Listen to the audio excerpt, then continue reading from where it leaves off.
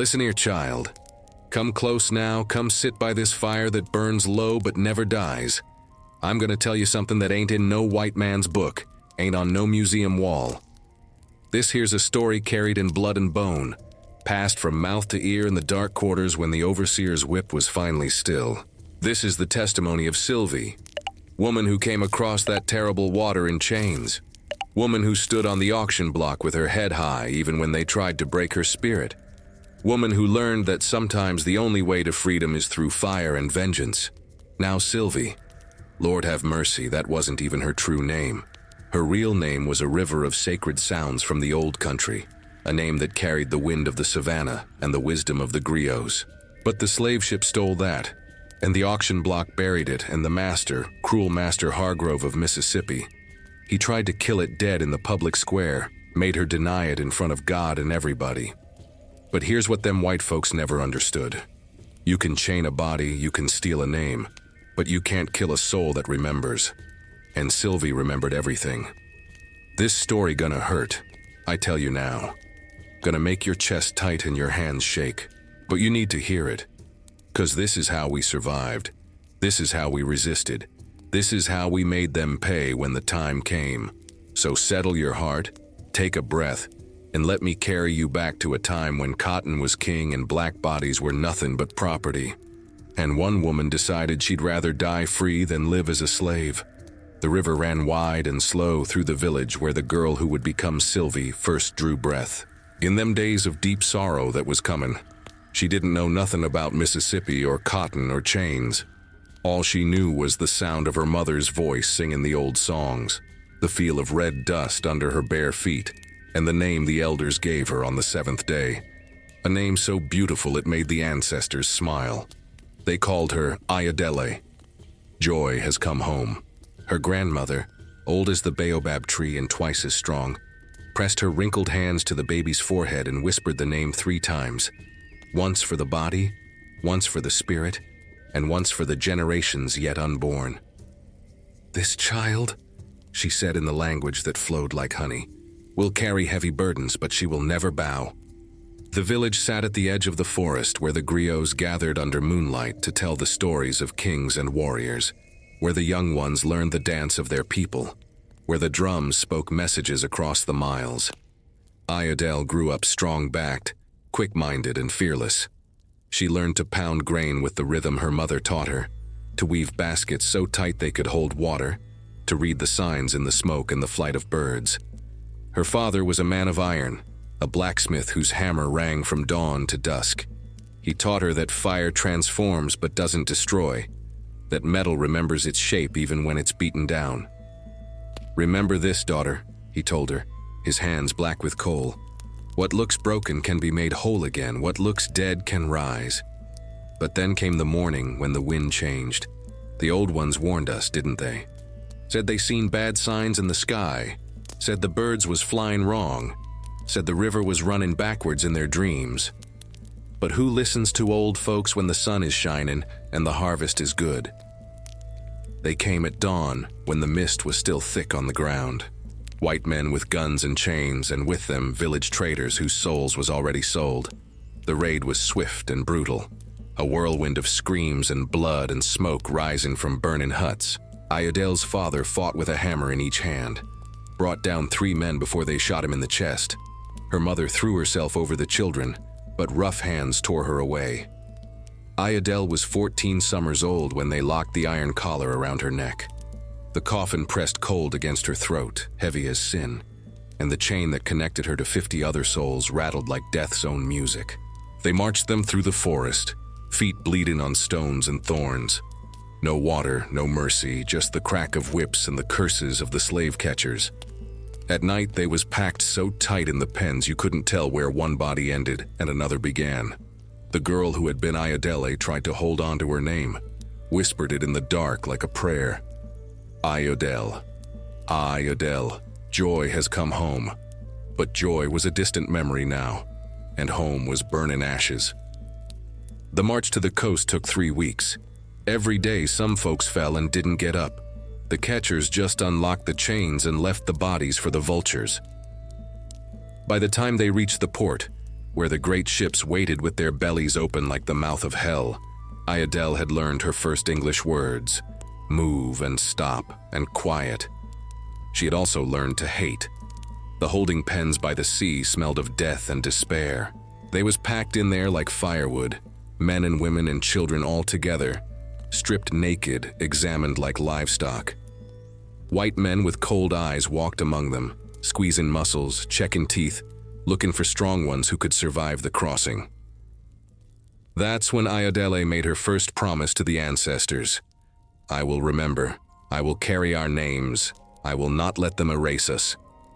The old woman next to her in the pen, face scarred with tribal marks, heard her whisper and nodded. Keep that fire, child, she said in their shared tongue. Where we going, you gonna need it to survive. The water ahead drinks souls like wine, but some of us make it. And when you do, you remember us. You carry our spirits. What's your name, grandmother? Ayodele asked. The woman smiled, teeth filed to points in the old way. My name died with my village, but my spirit lives, and so will yours. 3 days later, they was driven in chains up the wooden plank and into the darkness of the ship's hold. The last thing Ayodele saw before they pushed her down into that suffering hole was the sun setting blood red over the ocean, like the sky itself was weeping. The hatch closed above them with a sound like a coffin lid, and the journey into hell began. The ship had no name that the cargo ever learned, but in the memories of those who survived, it was called the Devil's Cradle, the floating tomb, the ship of wailing souls. The hold was a pit of darkness so complete that eyes stopped meaning anything. All that mattered was the sounds, the groan of wood, the crash of waves, the endless crying, the rattle of chains, and underneath it all, the steady, terrible rhythm of the ship's heartbeat. They was packed in rows, bodies pressed against bodies, the ceiling so low you couldn't sit up straight.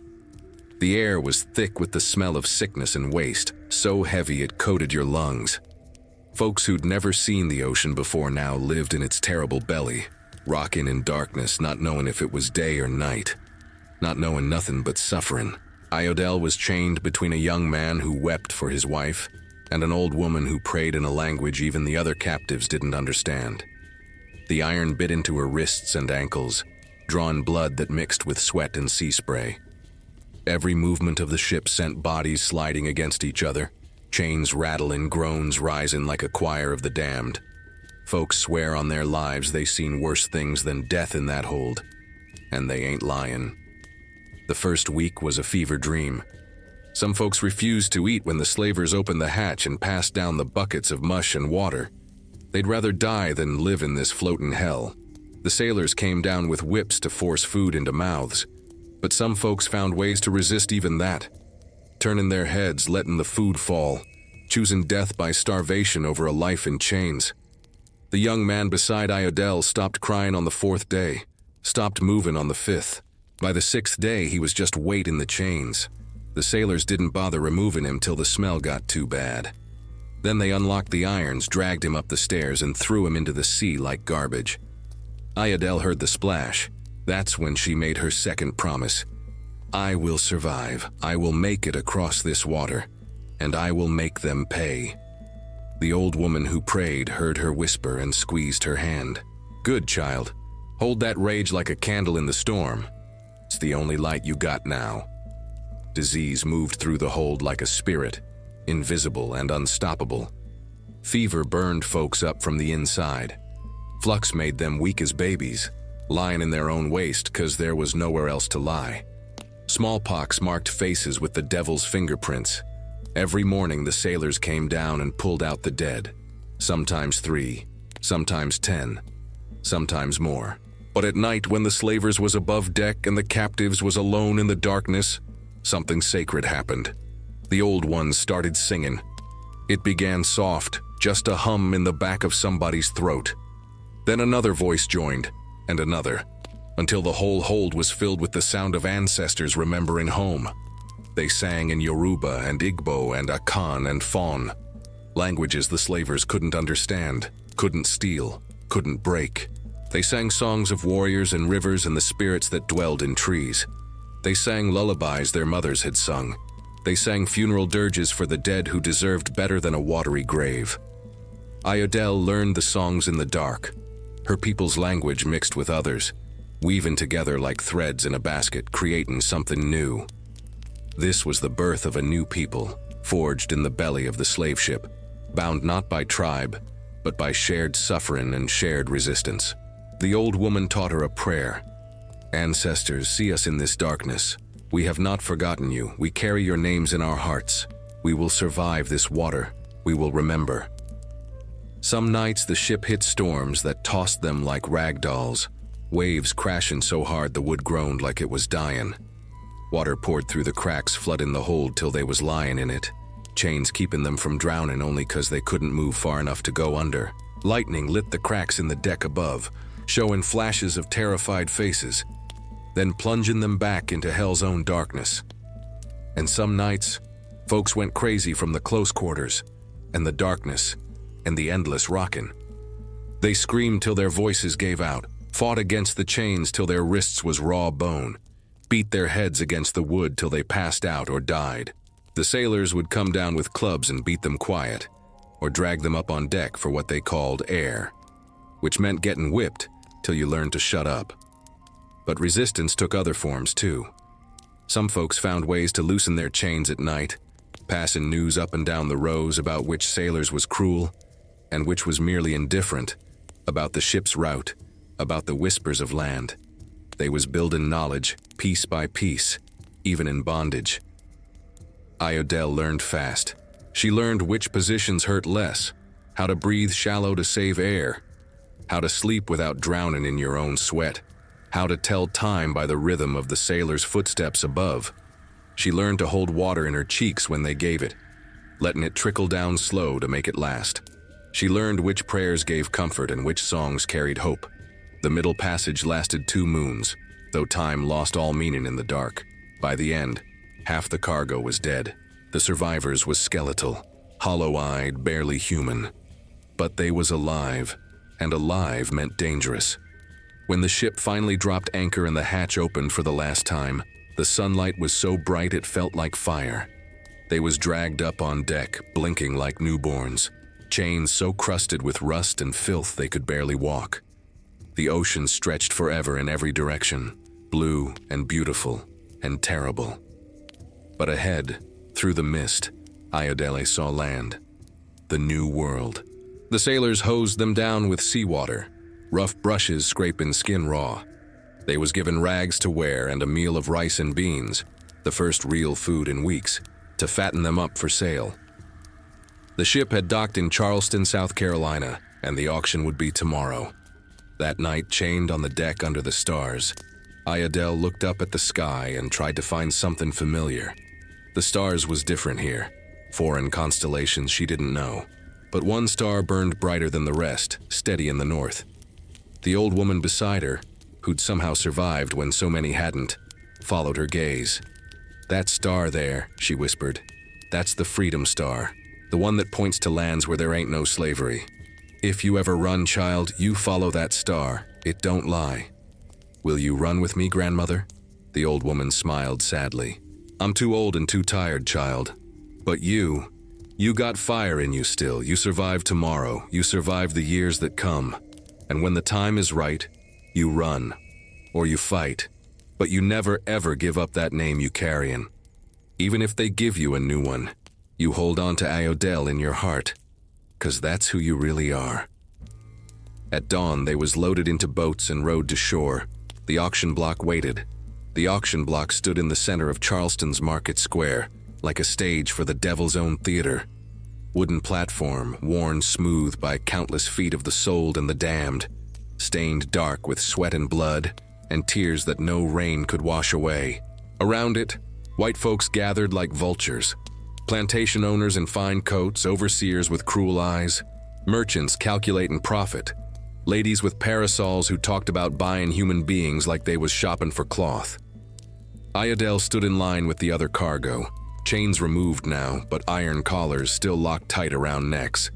They'd been scrubbed and oiled to look healthy, sores covered with grease, the sick ones given laudanum to keep them standing straight.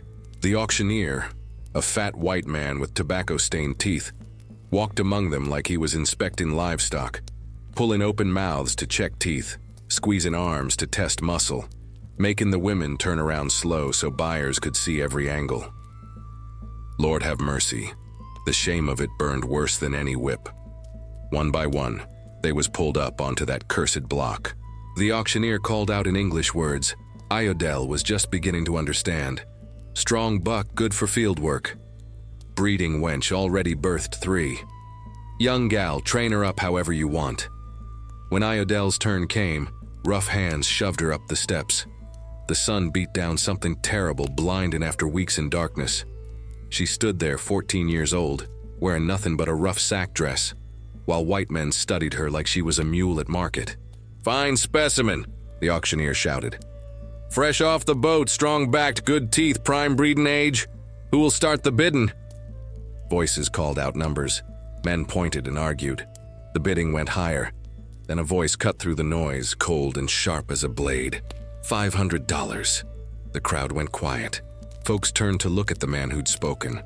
Tall, thin as a whipping post, dressed in black like an undertaker. Master Elijah Hargrove, owner of Hargrove Plantation in the Mississippi Delta, a man whose reputation for cruelty traveled further than his cotton. "Sold!" the auctioneer cried, slamming his gavel down. Just like that, Iodel belonged to someone. A piece of paper changed hands. Money clinked, and she was led off the block in chains, bound for Mississippi. They loaded her into a wagon with 6 other purchased souls, 3 men, 2 women, and a boy no older than 10. Nobody spoke. What was there to say? They was property now, headed into the deep south where folks whispered the work was harder, the overseers meaner, the escape routes fewer. The wagon rolled out of Charleston at sunset, wheels creaking over rutted roads. Iodel watched the city disappear behind her, replaced by endless forests of pine and oak, draped with Spanish moss that hung like the ghosts of hanged men. It took 2 weeks to reach Hargrove Plantation. 2 weeks of traveling through country so flat and empty it felt like the edge of the world. When they finally arrived, the first thing Iodele saw was cotton fields stretching to the horizon, white bowls like snow in the heat, and beyond the fields, a cluster of rough wooden cabins, the slave quarters, her new home, her new hell. That first night, locked in a cabin with the other new arrivals, Iodela heard a voice whisper in the darkness, speaking the old language, the sacred tongue of her people. "Sister," the voice said, "what name do you carry in your heart?" And for the first time since the ship, Iodele wept. The voice belonged to an old man named Jonah, ancient as the cypress trees, bent like a question mark from decades in the cotton fields.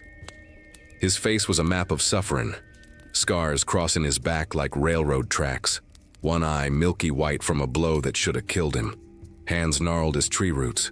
But his spirit, Lord have mercy, his spirit was unbroken. "I asked you a question, sister," he said again in the old tongue, Yoruba mixed with something else, something new that was being born in these terrible quarters. "What name you carryin'?" "Iodel," she whispered back, the word feeling like water in a desert. "My name is Iodele," Jonah smiled, teeth few but genuine. "Then I'll remember it even if nobody else does.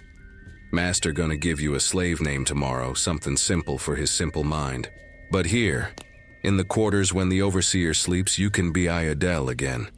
And he was right. Next morning, the overseer, a cruel-faced white man named Cobb, with breath like whiskey and eyes like a snake, lined up the new arrivals and pointed at each one, giving them names like they was naming dogs. "You're Sam, you're Moses, you're Big Jim. And you," he said, jabbing a finger at Iodel, "you're Silvy." Just like that, Iodel died in the daylight, but Jonah kept her alive in the dark. The work started before sunrise and didn't end till the sun was drowning in blood on the horizon. Cotton picking in the burning sun, fingers bleeding from the sharp bowls, back bent like a question nobody wanted answered, dragging that heavy sack till your shoulders screamed. The overseer rode through the rows on his horse, whip ready, eyes watching for anyone who slowed down. "Move faster, Silvy," Cobb would shout. "You don't pick your weight, you'll meet the whipping post." Silvy learned fast, learned to pick with hands that bled and didn't stop, learned to sing the work songs the others sang, rhythms that made the hours pass quicker, words in English but hearts in Africa. Learned which rows to stay in, which folks to trust, which ones was broken enough to tell the master your secrets for an extra piece of cornbread.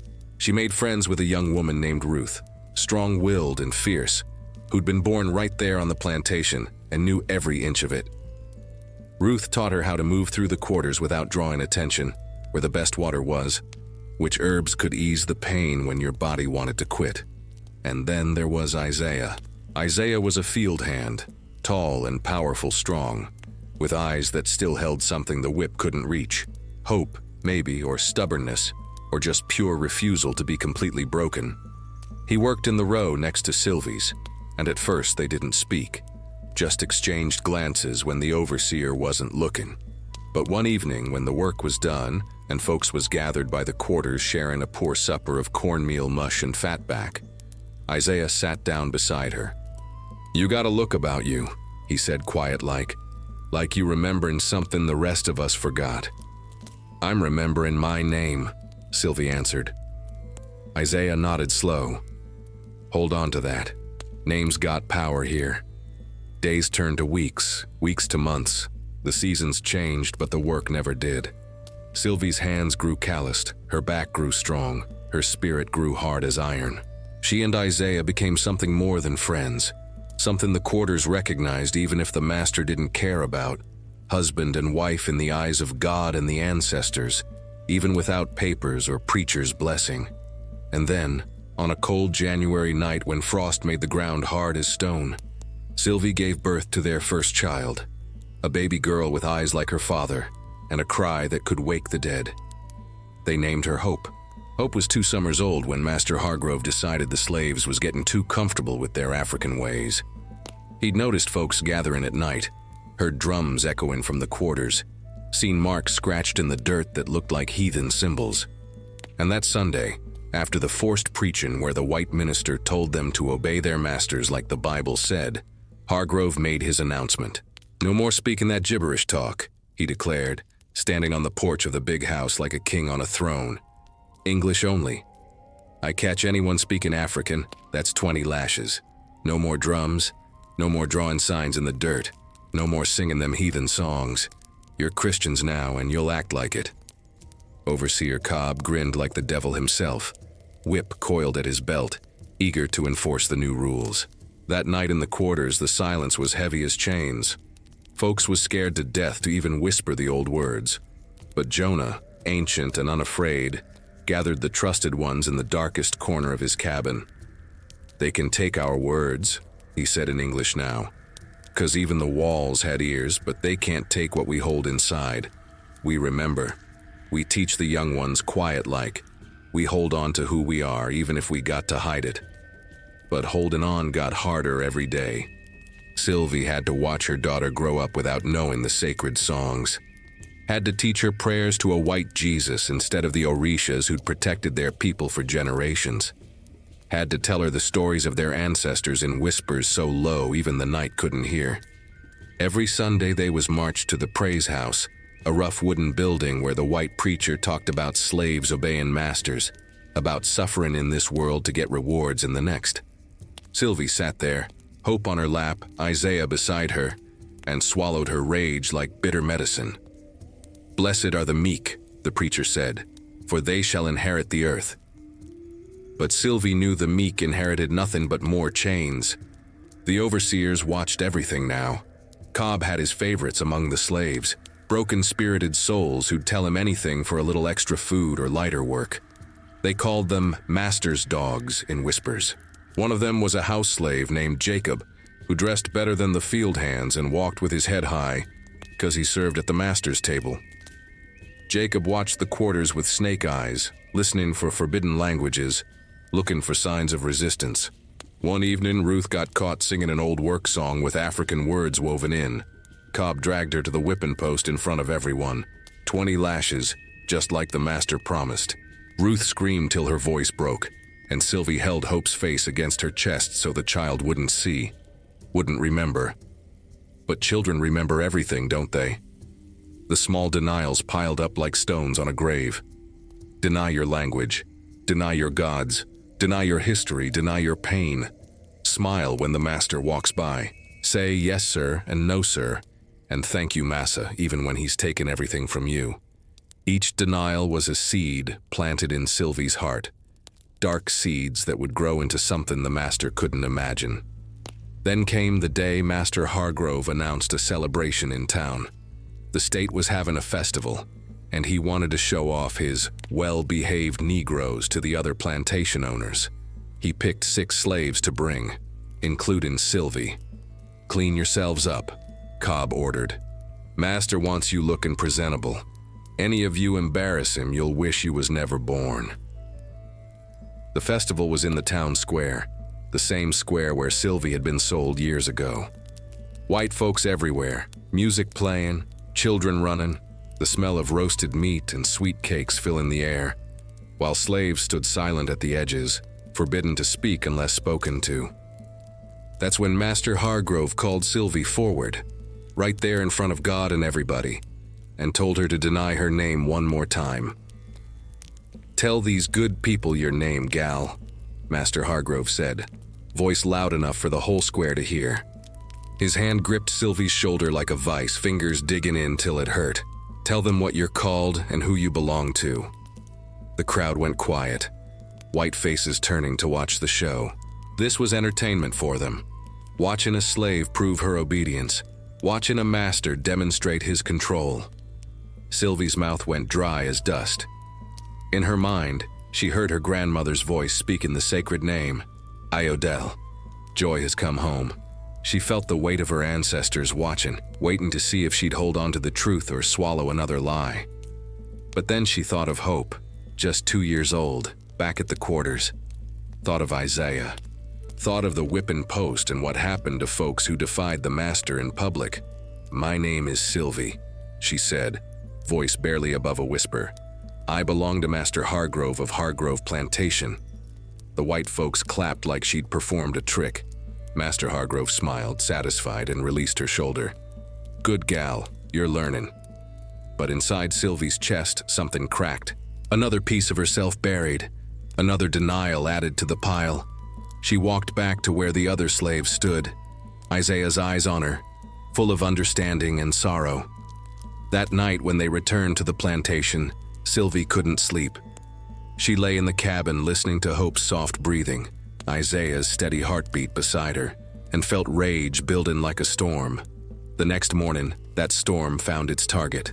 Isaiah was working the cotton gin, a dangerous job where men lost fingers or worse if they wasn't careful.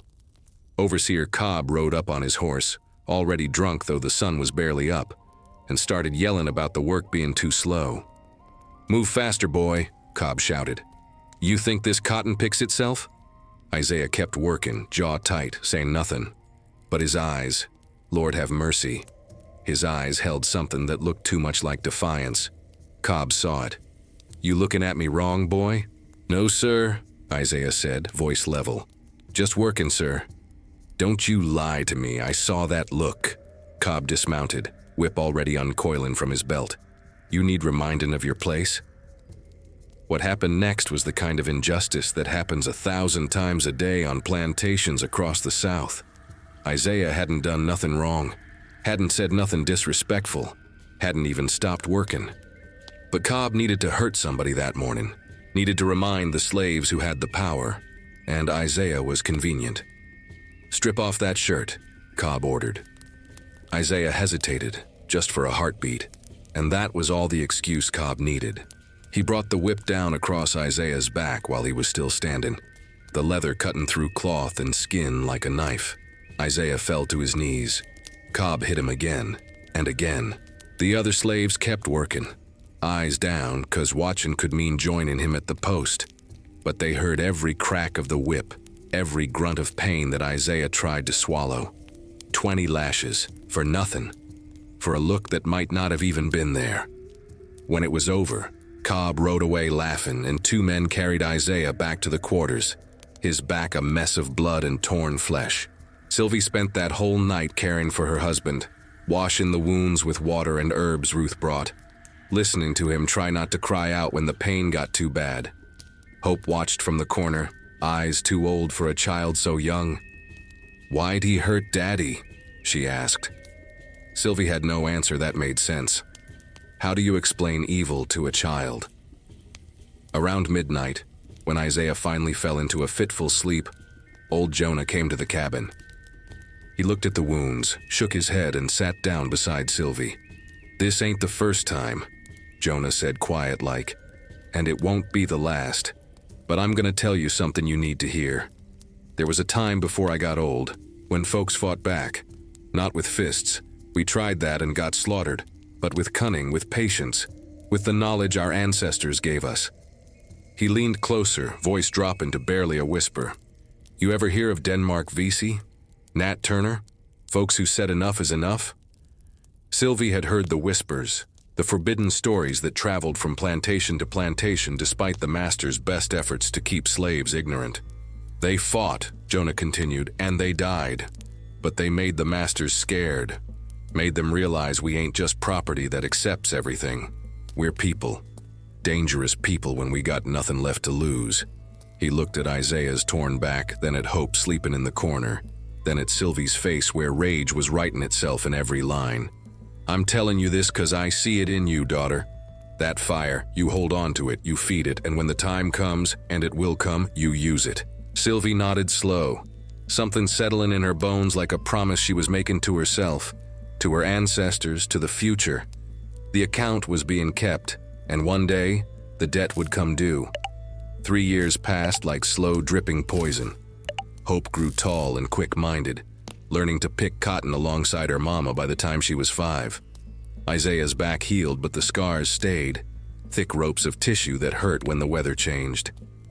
And Silvy learned to bury her rage so deep even she almost forgot it was there. Almost. Then came the summer of 1840, when tensions was rising across the whole South. Word traveled through the slave grapevine about uprisings being planned, about white folks getting nervous, about new laws cracking down harder on anything that looked like rebellion. Masters everywhere was on edge, seeing threats in every shadow. Master Hargrove decided he needed to make an example, needed to remind his property and the whole county who held the power.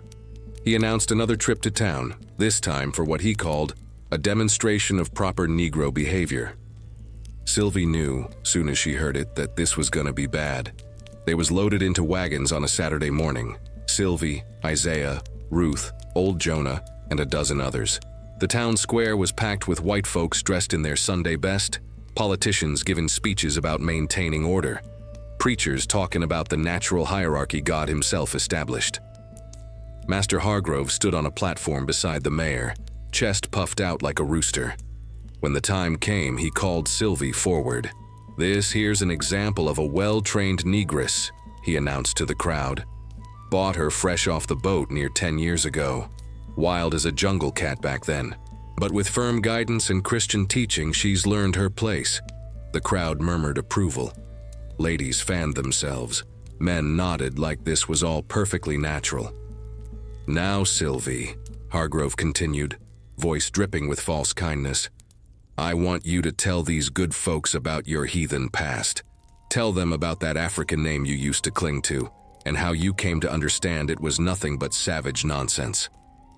Time stopped. The world narrowed to that moment.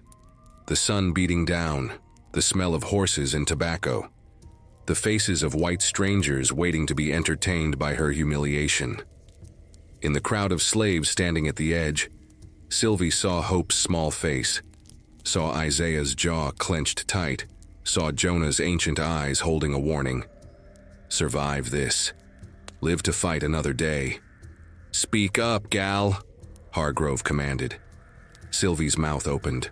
The lie came out smooth as oil, rehearsed from years of practice. "My name is Silvy, sir. I was called something else in Africa, but that was before I knew better. That was my heathen past. I'm grateful to Master Hargrove for bringing me to civilization and teaching me the Christian way." The words tasted like ashes, like death, like betraying every ancestor who'd ever lived. The white folks applauded, Some even shouted, "Amen!" Master Hargrove beamed with pride. You see, this is what proper discipline achieves. A savage transformed into an obedient servant. But as Silvy stood there, something inside her didn't break. It crystallized, turned hard and sharp as a blade made from her own bones. Every eye watching her humiliation became a witness she'd remember. Every white hand clapping became a debt added to the ledger.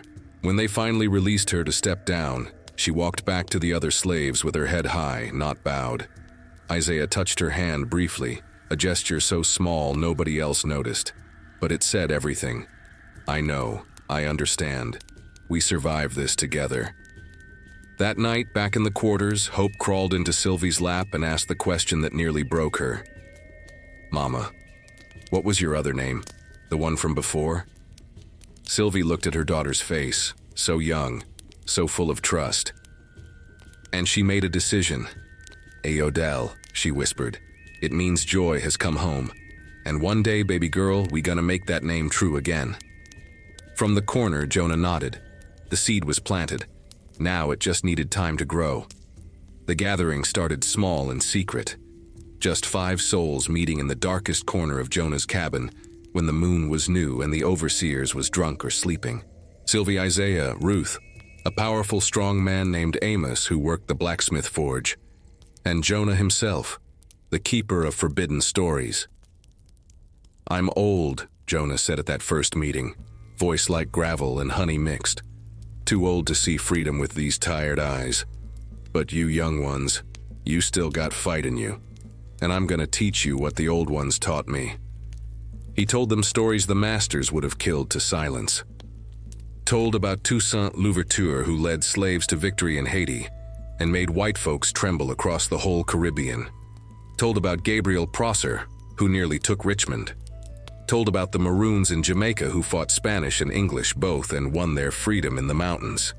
The ancestors ain't forgot us, Jonah said, and they left us tools, not just iron and wood, though we need them too, but spiritual tools, the conjure, the root work, the knowledge of how to fight without the master knowing you fighting.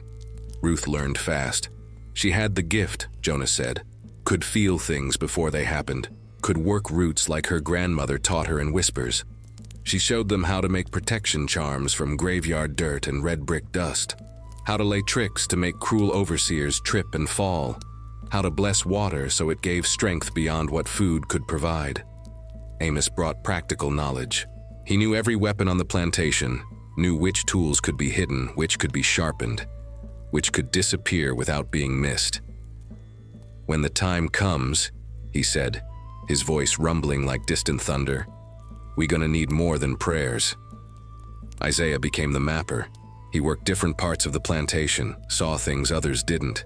He knew the patrol routes, knew which roads led to swamps where dogs couldn't track, knew where the Underground Railroad had safe houses hidden. And Silvy. Silvy became the keeper of grievances. Every wrong, every whipping, every child sold, every woman violated, every man worked to death. She remembered it all, stored it like ammunition for a war that was coming. They met twice a month when they could, always careful, always watching for Jacob and the other house slaves who might betray them for favor. They talked in codes, used old words mixed with new, built a language of resistance that sounded like gossip to untrained ears. But then came the night that changed everything. It was late October, cotton harvest nearly done, when Overseer Cobb rode into the quarters drunker than usual. He'd been gambling in town and lost bad, and a man like Cobb took his anger out on whoever was convenient. He found old Jonah sitting outside his cabin, carving a piece of wood into what looked like a simple walking stick, but was really a conjure staff, marked with symbols only the knowing could read. "What's that you making, old man?" Cobb demanded, swaying in the saddle. "Just a walking stick, sir," Jonah replied, calm as Sunday morning. "My legs ain't what they used to be. Looks like hoodoo to me." Cobb dismounted, stumbling. "You know what Master thinks about that devil worship. It's just wood, sir. Don't you lie to me." Cobb grabbed the staff and saw the marks carved into it. Symbols that did indeed carry power, did indeed call on forces the white man feared. His face went red. "You practicing witchcraft, you old fool." What happened next was murder, plain and simple. Cobb beat Jonah with his own staff, beat him till the wood broke and the old man's blood made the dirt into mud. Beat him till Jonah's breathing was just wet rattling. Silvy and the others heard the commotion and came running, but by then it was too late. Jonah lay in the dirt, life leaking out of him like water from a cracked jar. "Let that be a lesson," Cobb said, breathing hard. "No more heathen practices. No more African nonsense." He threw the broken staff at Jonah's feet and rode off. Silvy knelt beside the old man, cradled his head in her lap. His good eye found hers, and with his last breath he whispered, "Don't mourn. Fight." Then he was gone, the first spark that would light the fire. They buried Jonah in the slave cemetery, a patch of hard ground at the edge of the cotton fields, where unmarked graves stretched like rows of forgotten crops. No preacher spoke over him, no proper ceremony. Just a hole dug at night and a body wrapped in rough cloth. But every slave on the plantation knew what happened. And something shifted. The fear that had kept folks quiet started mixing with anger, started turning into something dangerous. 3 days after Jonah's death, Master Hargrove called Silvy to the big house. She walked up that long path with her heart hammering, remembering all the stories of what happened to women summoned alone to the Master's presence. But when she got there, it wasn't her body he wanted. It was hope. "Your daughter's getting to be a useful age," Hargrove said, sitting in his study like a king on a throne, bourbon in one hand, ledger book open in front of him. 7 years old, smart, quick hands. "I'm thinking of moving her to housework. My wife needs a girl to train up proper." Silvy's blood turned to ice. Housework meant being under the mistress's eye every minute, meant learning to be subservient in a whole new way, meant being separated from her mama and daddy, meant being vulnerable to the master's son, who was coming of age and already had a reputation for bothering young slave girls. "Please, master," Silvy said, forcing the words through a throat tight with terror. "She's still young, still learning the cotton. Maybe in a few years." "Did I ask your opinion?" Hargrove cut her off. "I'm telling you how it's gonna be. She starts Monday." That was a Thursday. Silvy had 4 days. She walked back to the quarters in a daze, seeing but not seeing. When she got to the cabin, Isaiah took one look at her face and knew. What did he do? He's taking Hope, moving her to the big house. Isaiah's hands curled into fists so tight the knuckles went white. No, we can't let... What choice we got?" Silvy's voice cracked. "He owns us. Owns her. He can do whatever he wants." But even as she said it, something in her was refusing. Refusing to accept. Refusing to let her daughter become another girl destroyed by this system. That night, Ruth came to them with wild eyes and news that made everything worse. "Mary's baby was sold this morning," she said, referring to a woman who worked in the kitchen. 8 months old. Master sold him to a trader passing through. Mary tried to hold on to him, and they whipped her right there in the yard. Silvy felt something crack inside her chest. Mary's screams had echoed across the plantation all day, the sound of a mother's heart being torn out. "How many more?" Ruth asked, voice shaking with rage. "How many more children we gonna lose? How many more of us they gonna break?" Silvy looked at Hope sleeping on a pallet in the corner, innocent and small and utterly defenseless in a world that saw her as property, saw her as a thing to be used, and she made a decision. "No more," Silvy whispered. "Not my daughter, not any of our children, no more." Isaiah understood immediately, stood. "You talking about?" "I'm talking about what Jonah died for, what he taught us, what we've been too scared to do." Silvy's voice was steel now, forged in the fire of a mother's desperation. "I'm talking about taking back what's ours." That night, after Hope was deep asleep, Silvy slipped out of the cabin and walked to the edge of the cotton fields, where the old trees grew thick with Spanish moss. She'd been here before, back when Jonah was still alive, learning the old ways. She knelt in the red clay dirt and spoke to the ancestors in words half remembered, half invented from pure need. Grandmother, grandfather, all who came before. I need your strength. I need your wisdom. Show me the way." The wind picked up, rustling through the moss like whispered voices. And in her mind, clear as a bell, she heard Jonah's last words. "Don't mourn. Fight." When Silvy opened her eyes, she saw something at the base of the tree. A root shaped like a hand, reaching up from the earth. She dug it out carefully, recognizing it from Ruth's teachings. High John the Conqueror root, the strongest protection charm, the kind that gave courage when you had nothing left. She held it in her palm, feeling its power, and made a promise. "I will fight, we will fight, and either we win our freedom or we make them pay so dear they'll remember us forever." The ancestors heard, the earth remembered, and the plan began to take shape. The planning had to be perfect.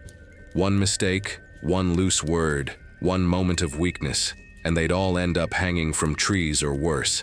So they moved like shadows, spoke in codes, and trusted nobody who hadn't proven themselves in blood and sorrow. Ruth became their spiritual anchor.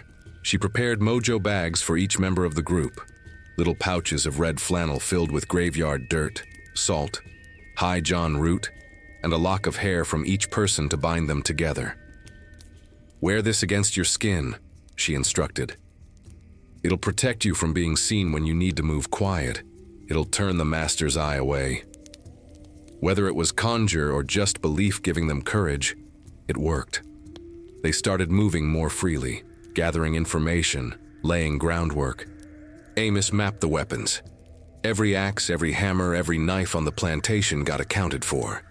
He knew which tools was kept in the barn, which ones was in the forge, which ones he could smuggle away piece by piece without raising suspicion. "We ain't got guns," he said, "but we got strong backs and the element of surprise. That's worth something." Isaiah mapped the land and the people. He learned Overseer Cobb's schedule down to the minute.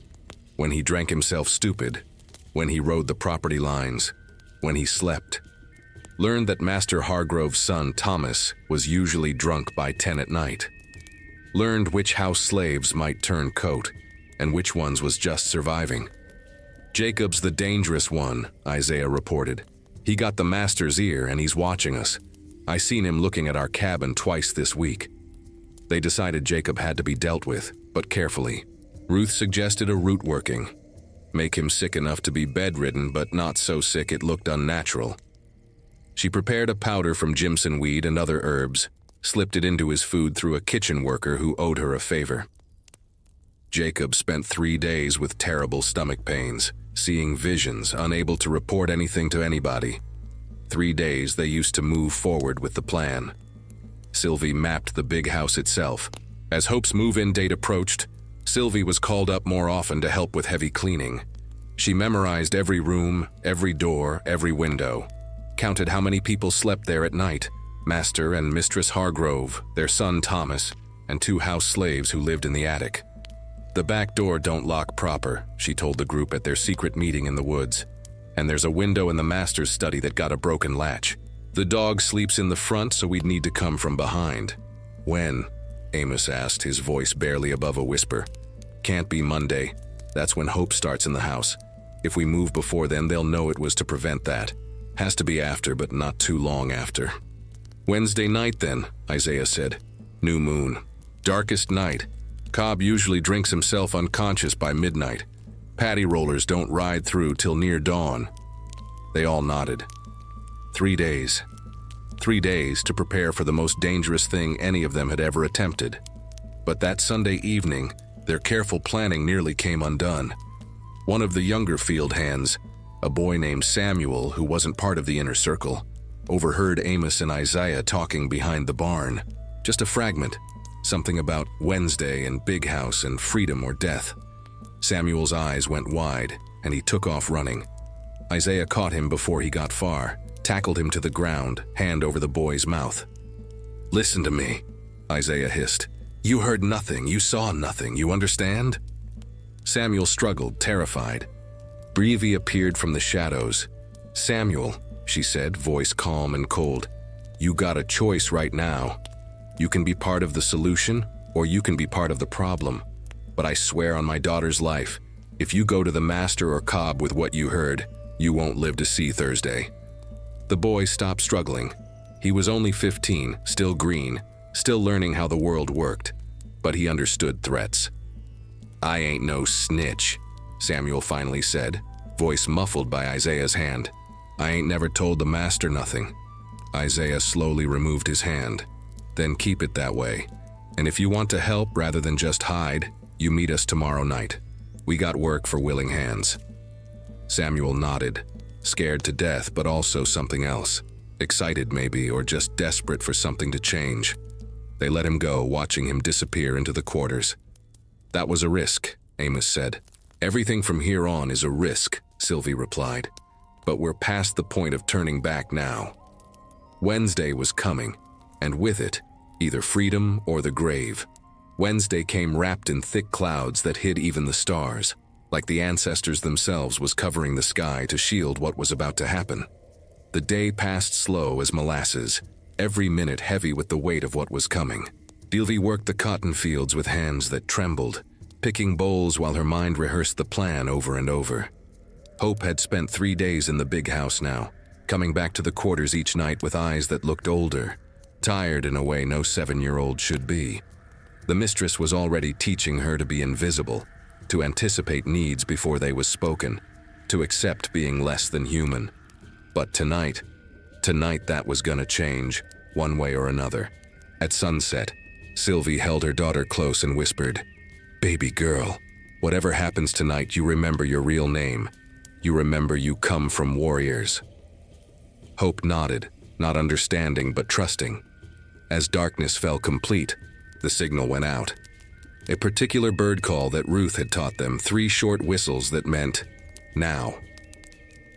Folks who wasn't part of the plan stayed in their cabins, doors shut tight, knowing something was brewing but smart enough not to look. Silvy, Isaiah, Ruth, Amos, and young Samuel met in the shadow of the barn.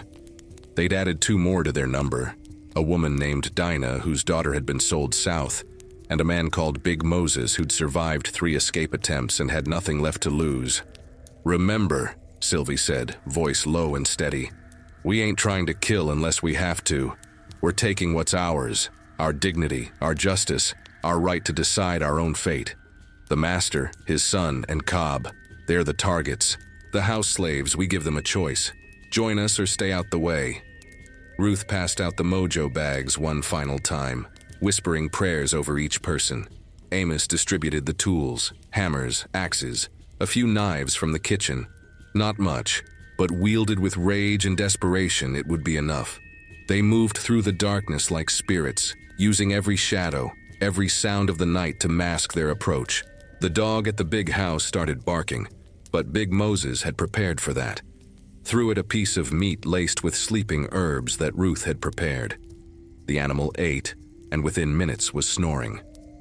Isaiah went to the back door Silvy had told them about, the one with the broken lock. His hands shook as he eased it open, but it swung silent on oiled hinges. Someone in the house had been careless about maintenance, and that carelessness was going to cost them dear. They slipped inside one by one, into the kitchen that still smelled of the dinner the master's family had eaten while slaves went hungry. The house was quiet except for snoring from upstairs. Master Hargrove, drunk as usual. His son Thomas was in the study. They could see lamplight under the door. Silvy's heart was pounding so loud, she was sure everyone could hear it. This was the moment, the point of no return. She looked at Isaiah, at Ruth, at Amos and the others. Saw her own fear and determination reflected back. Then she nodded. They moved. Thomas Hargrove never saw it coming. He was sitting at his daddy's desk, drinking bourbon and reading a book about managing difficult slaves, when the door burst open and 4 pairs of hands grabbed him. He tried to scream, but Amos's massive hand covered his mouth, and a rag soaked in Ruth's sleeping concoction was pressed to his face till he went limp. Upstairs, the master and mistress was roused from sleep by the sound of boots on the stairs. Their own boots, worn by people they'd never thought capable of such boldness. Master Hargrove reached for the pistol he kept by the bed, but Isaiah was faster, knocking it away. "Don't move," Isaiah said, and there was something in his voice that made even a man used to commanding stop cold. Mistress Hargrove started screaming. Ruth stepped forward, not with violence, but with a strange calm. "Ma'am," she said, "you can scream all you want. Ain't nobody coming to help you tonight. Now you got a choice. You cooperate, or you get treated like you treated us all these years." The mistress went quiet, understanding flooding her eyes with terror. They bound them both, hands and feet, and carried them downstairs. The two house slaves, an older woman named Patsy and a young man named Jim, had been sleeping in the attic. They came down to find their world turned upside down, slaves in command, masters tied up like hogs for slaughter. "You with us or against us?" Silvy asked them directly. Patsy looked at the masters, then at Silvy, and something broke in her face. "I've been waiting for this day for 30 years, she said. "I'm with you." Jim nodded, unable to speak, but his eyes said enough. Outside, Big Moses and Samuel had captured Overseer Cobb stumbling drunk from his cabin. The man who'd killed Jonah, who'd whipped Isaiah half to death, who'd terrorized the quarters for a decade. Now he was the one in chains, dragged across the yard to where the others waited. They brought all three men to the old whipping posts that stood behind the barn. The same posts where so many slaves had bled and suffered. Silvy felt the rightness of it, the perfect justice, as they tied Master Hargrove, his son Thomas, now awake and crying, and Cobb to those cursed pieces of wood. Dawn was still hours away. They had time. "Please," Master Hargrove said, his voice cracking. "I'll free you all. I'll sign the papers. Just let us go." Silvy stepped close to him, close enough to smell the fear sweat on him. "You had 10 years to free me," she said. "You had 10 years to treat us like human beings. You chose different. Now you get to live with that choice." "What are you going to do?" Thomas whimpered. Ruth answered, her voice cold as winter. "We gonna give you what you gave us. Denial. You denied us food when we was hungry. Denied us water when we was parched. Denied us family when you sold our children. Denied us our names, our language, our humanity. So we gonna deny you one thing," Silvy continued. "The thing you need most right now, water." Understanding dawned on their faces. The cruelty of it, the perfect mirror of their own cruelty reflected back. They left them tied there, under the rising sun that would soon burn hot as hellfire. Posted guards to make sure nobody interfered. And they waited. The first day, the men begged, promised wealth, promised freedom, promised anything. The second day, they cursed and threatened. The third day, they wept. By the fourth day, their lips was cracked and bleeding, their tongues swollen, their minds starting to break. Silvy watched it all, feeling nothing but the cold satisfaction of a debt being paid. On the fifth morning, Master Hargrove stopped breathing. His son Thomas lasted till afternoon, and Cobb, mean to the bitter end, hung on till nightfall, cursing them with his last rattling breath. The plantation had been theirs for 5 days, 5 days of freedom that felt like a dream and a nightmare mixed together. Some of the slaves had run immediately, heading north following the drinking gourd in the sky. Others stayed, not knowing where else to go, paralyzed by a lifetime of being told they was nothing without a master. But Silvy knew their time was running out. "Somebody's gonna notice," Isaiah said, standing watch at the edge of the property. "Master was supposed to deliver cotton to town 3 days ago. When he don't show, they gonna send folks to investigate." He was right. On the 6th day, a rider came from town, a merchant looking for Hargrove. Big Moses turned him away with a story about sickness in the house. But the man looked suspicious, kept glancing toward the quarters where too many folks was moving too free. That night the rider must have talked, because the next morning they saw dust on the horizon. Riders. A lot of them. "Paddy rollers," Ruth said, her voice tight with fear. "And militia. Maybe 20 men." The choice was simple and terrible. Stay and fight or run and survive. They couldn't win against 20 armed white men, not with the weapons they had. But running meant leaving everything, meant going into a world that saw them as property, meant hunted like animals. "We split up," Silvy decided. "Make it harder for them to catch us all. Ruth, you take the women and children east toward the swamp. Big Moses, Amos, you take anyone who can move fast and head north. Isaiah and me will go west, draw some of them away. What about Hope? Isaiah asked. Silvy looked at her daughter, who'd been so brave, so strong through all of this. She goes with Ruth, safer with a larger group. The goodbyes was quick and brutal. No time for tears, just hurried embraces and whispered prayers. Ruth pressed a mojo bag into Silvy's hand. Protection for the road, she said. May the ancestors guide your feet. They scattered like seeds in a storm, each group taking different paths. Silvy, Isaiah, Samuel, and 3 others headed west into the pine forest, moving fast, trying to put distance between them and the coming thunder. Behind them, they heard the sound they'd been dreading. Dogs, bloodhounds with noses that could track a scent through hell itself, trained to hunt runaway slaves like they was nothing but prey. The chase had begun. They ran through brambles that tore skin, through creeks hoping to throw off the scent, through darkness so complete they had to feel their way forward. Behind them, always behind them, the dogs bayed and the men shouted and the sound got closer. Samuel fell first, his foot catching a root, ankle twisting with a crack they all heard. "Leave me," he gasped. "I'll slow you down." "No," Silvy said, but Isaiah was already pulling her forward. "He's right. We don't leave him, we all die." They heard Samuel scream as the dogs reached him, and Silvy's heart broke, but her feet kept moving. 2 hours later, one of the others, a man named Jacob who'd joined late, simply stopped running. "I can't," he said, chest heaving. "I ain't got nothing left." This time, they didn't argue, just kept going, 3 now instead of 6. By dawn, it was just Silvy and Isaiah, hiding in a hollow tree while the dogs passed so close they could hear the men discussing which way the trail went. "We ain't gonna make it, are we?" Isaiah whispered. Silvy touched the mojo bag at her chest and thought of Hope, running in another direction, maybe already caught, maybe still free. "We just need to make it far enough," she said. "Far enough that our story survives even if we don't."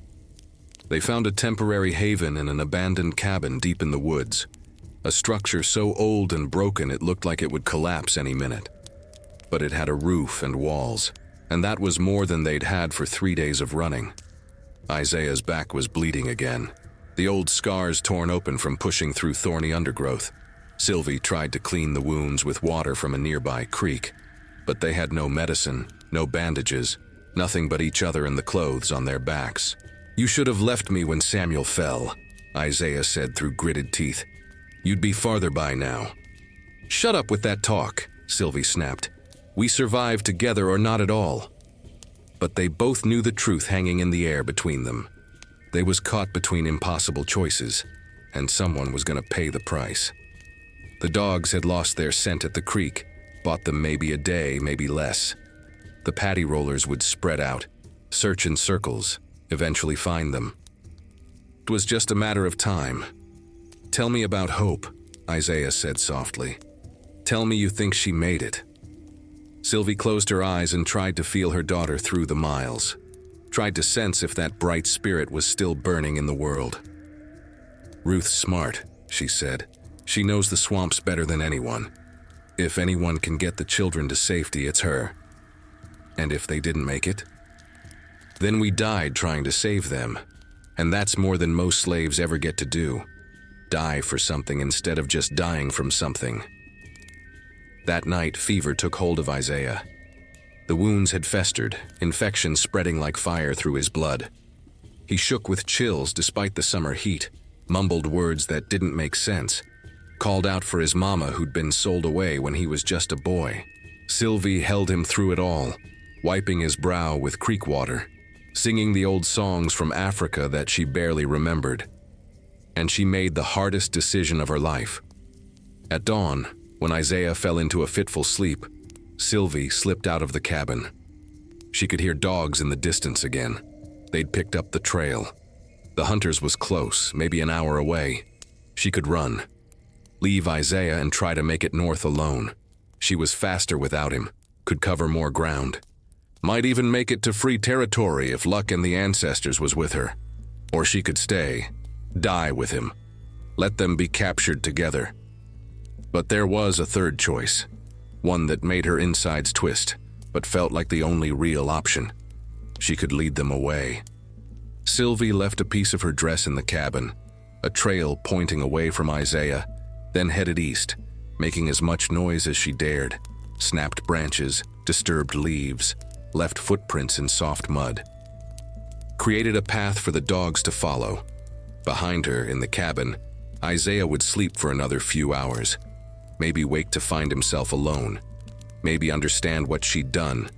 Maybe curse her for it, or maybe, if he was the man she thought he was, maybe he'd use the time to get himself farther from danger. The dogs found her trail within the hour. She could hear them baying, getting closer. She ran, not away from them anymore, but leading them in a dance, a chase, buying Isaiah time with every minute she stayed alive and free. She thought of hope as she ran. Thought of Iodel, the name that meant joy coming home. Thought of her grandmother's prophecy. This child will carry heavy burdens but never bow. She'd bowed when they forced her to. Bowed to survive. But in the end, when it mattered most, she'd stood tall. A gunshot cracked through the morning air. Silvy felt something punch into her leg, sending her sprawling. The dogs was on her before she could rise, snarling, held back only by their handlers' commands. White men surrounded her, rifles pointed, faces red with rage and exertion. "Where's the others?" one demanded. Silvy looked up at them and smiled through the pain, blood staining the ground beneath her. "Run," she said. "All of them. Run so far you'll never catch them." It was a lie, but it was the last gift she could give. They hanged Silvy 3 days later in the town square, the same square where she'd been sold, the same square where she'd been forced to deny her name. The white folks came out to watch like it was a celebration, brought their children, their picnic baskets, treated a woman's execution like Sunday entertainment. But Silvy didn't give them the satisfaction of begging, didn't cry or plead or ask for mercy from a God that seemed to only listen to white prayers. She stood on that platform with her head high, legs still bleeding from the gunshot, and looked out at the crowd with eyes that held no fear. Just before they put the noose around her neck, she spoke, not loud but clear enough for the slaves in the crowd to hear. "My name is Iodele, remember it." The trapdoor opened, the rope went tight, and Silvy's body swayed in the wind like strange fruit. But here's what them white folks never understood, never could understand. You can kill a person, but you can't kill a story. You can hang a body, but you can't hang a spirit. Word of what happened at Hargrove Plantation spread like wildfire through the slave communities, whispered in the fields, sung in coded spirituals, passed from plantation to plantation till it reached places Silvy never knew existed. The story changed as it traveled. Some said she killed 10 white men, some said 20. Some said she escaped and made it to Canada. Some said her spirit still walked the plantation at night, protecting runaways. The truth didn't matter as much as what the truth represented. Resistance was possible. Justice, even delayed and incomplete, could be claimed. Ruth made it north with Hope and 6 other children, following the Underground Railroad to freedom in Ohio. Hope grew up free, learned to read and write, and when she had daughters of her own, she named the first one Iodel.